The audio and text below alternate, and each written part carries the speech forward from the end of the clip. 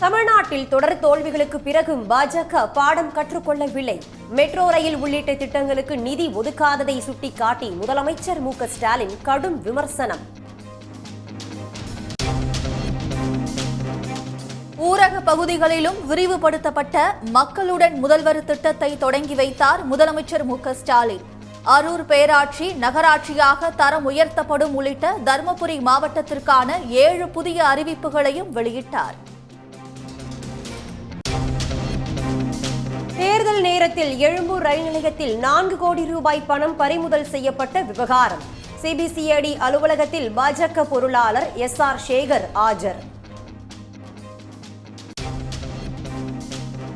நாடாளுமன்ற தேர்தலில் அதிமுக தோல்வி எதிரொலி. தொகுதி வாரியாக நிர்வாகிகளுடன் 2வது நாளாக எடப்பாடி பழனிசாமி ஆலோசனை.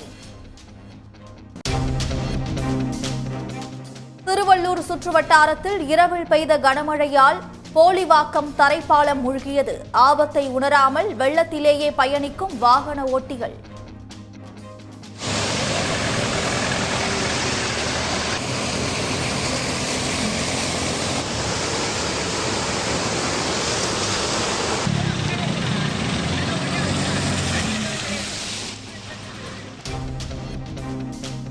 ஆனி திருமஞ்சனத்தை ஒட்டி சிதம்பரம் நடராஜர் கோயிலில் தேரோட்டம்.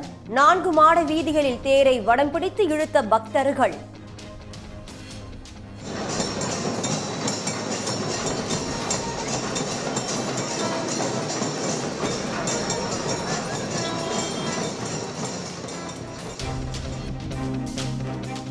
ஐசிசி சாம்பியன்ஸ் கோப்பை தொடரில் பங்கேற்கும் இந்திய அணி பாகிஸ்தான் செல்லாது என தகவல். போட்டியை துபாய் அல்லது இலங்கையில் நடத்த ஐசிசியிடம் கோரிக்கை வைக்க பிசிசிஐ முடிவு.